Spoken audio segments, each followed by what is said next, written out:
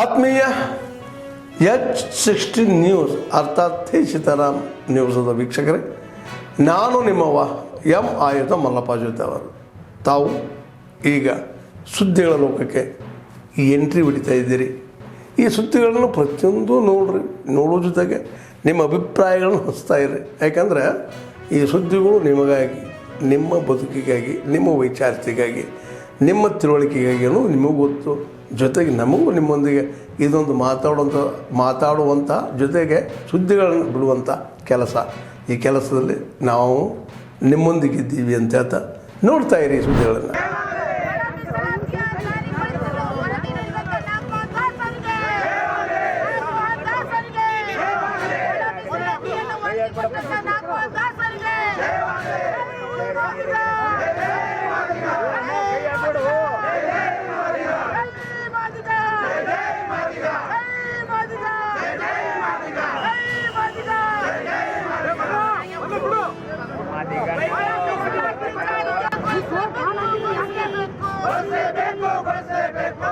ಒತ್ತಡಕ್ಕೆ ಮಣಿಲಾರದೆ ಮುಖ್ಯಮಂತ್ರಿಗಳು ವರದಿ ಜಾರಿ.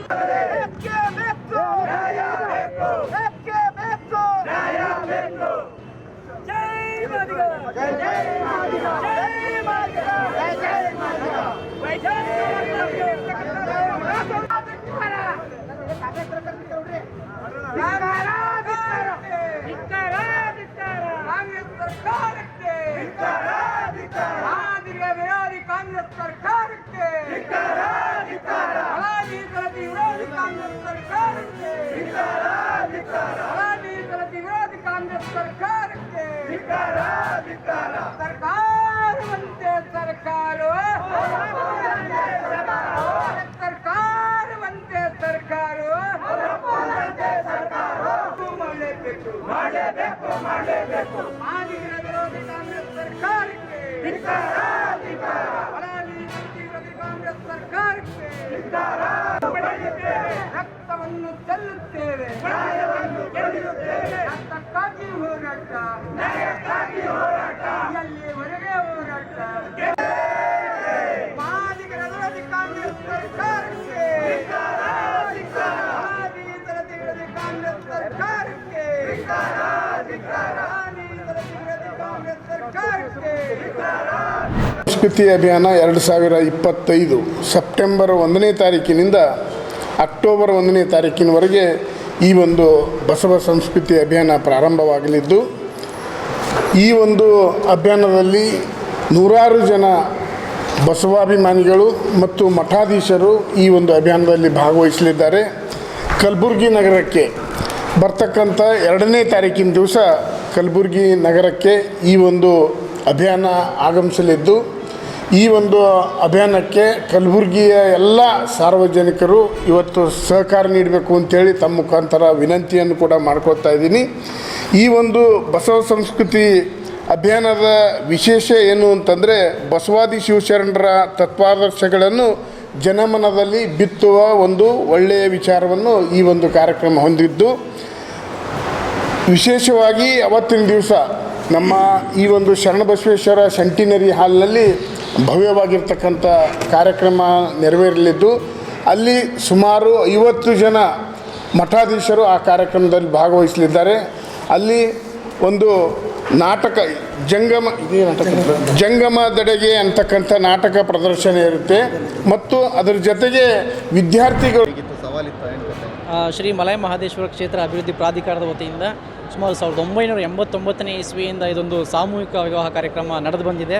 ಆ ನಿಟ್ಟಿನಲ್ಲಿ ಆ ಪರಂಪರೆಯಲ್ಲಿ ಈ 2025-26ನೇ ವರ್ಷದಲ್ಲಿ ಶ್ರೀ ಮಾದಪ್ಪನ ಆಶೀರ್ವಾದದೊಂದಿಗೆ 93 ಜೋಡಿಗಳು ಇವತ್ತು ಒಂದು ಹೊಸ ಜೀವನಕ್ಕೆ ಕಾಲಿಟ್ಟಿದ್ದಾರೆ.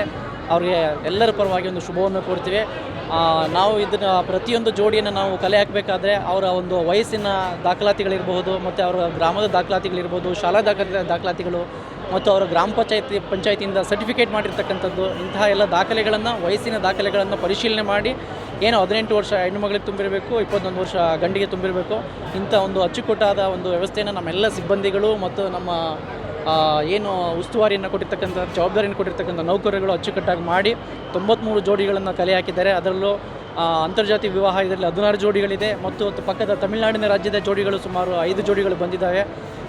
ಮತ್ತು ರಾಜ್ಯದ ನಾನಾ ಮೂಲೆ ಬೀದರ್ ಇರ್ಬೋದು, ಧಾರವಾಡದಿಂದ ಬಂದಿದ್ದಾರೆ, ಶಿವಮೊಗ್ಗದಿಂದ ಬಂದಿದ್ದಾರೆ. ಈ ಕ್ಷೇತ್ರದಲ್ಲಿ ನಿಜವಾಗಲೂ ಒಂದು ಕೈಲಾಸನೇ ಇದು, ಮಾದಪ್ಪನ ಕ್ಷೇತ್ರ, ಶಿವನ ಕ್ಷೇತ್ರ. ಈ ಕೈಲಾಸದಲ್ಲಿ ಇವತ್ತು ಗಿರಿಜಾ ಕಲ್ಯಾಣ ಮತ್ತು ಶಿವಪಾರ್ವತಿಯ ಒಂದು ಕಲ್ಯಾಣೋತ್ಸವನೇ ಆದಂತಹ ಒಂದು ಅನುಭವ ಆಗಿದೆ.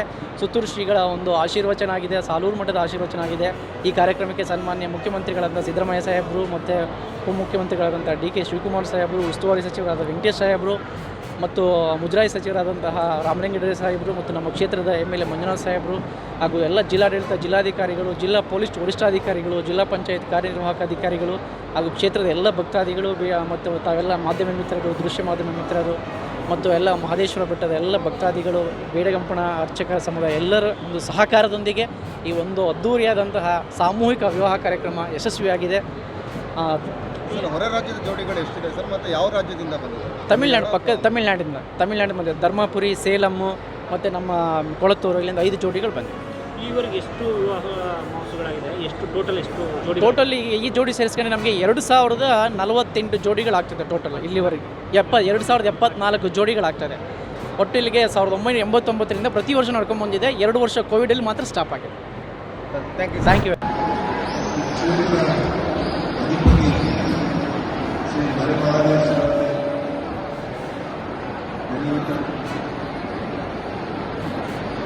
ಇವತ್ತು ಈ ಸುಂದರ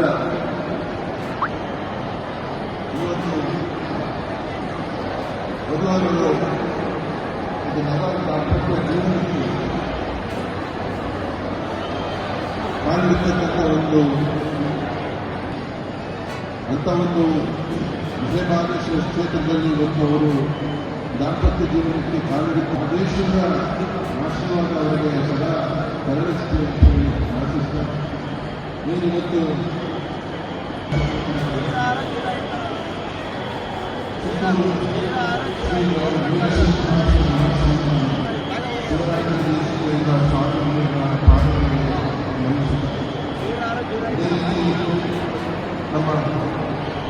ಆದ್ಮೇಲೆ ಎಲ್ಲ ಸುದ್ದಿಗಳನ್ನು ನೋಡಿದ್ರಲ್ಲ, ಏನು ಅನಿಸ್ತು ನಿಮಗೆ? ಇದರಲ್ಲೇ ನಿಮ್ಗೆ ಲೈಕ್ ಆಗಿರ್ಬೋದು, ಡಿಸ್ಲೈಕು ಆಗಿರ್ಬೋದು, ಕಾಮೆಂಟ್ ಬೇಡಪ್ಪ ಅಂತೂ ಅನಿಸಿರ್ಬೋದು, ಕಾಮೆಂಟ್ ಮಾಡಬೇಕಪ್ಪ ಅನಿಸಿರ್ಬೋದು, ಶೇರ್ ಮಾಡಬಾರ್ದಪ್ಪ ಅನಿಸಿರ್ಬೋದು, ಅದು ಮಾಡಬೇಕು ಅನಿಸಿರ್ಬೋದು. ಏನಾದರೂ ಆಗಲಿ ಶೇರ್ ಮಾಡ್ತಾಯಿರಿ, ಈ ನ್ಯೂಸ್ಗಳನ್ನ ಹಂಚ್ತಾ ಇರಿ, ಜೊತೆಗೆ ಇದಕ್ಕೆ ಸಬ್ಸ್ಕ್ರೈಬ್ ಆಗ್ತಾಯಿರಿ ಅಂತ ಹೇಳ್ತಾ H16 ನ್ಯೂಸ್ ಅರ್ಥಾತ್ ಹೇ ಸೀತಾರಾಮ್, ಇದು ಸತ್ಯದ ಕೈಗೆ ನಡಿ. ವಂದನೆಗಳು.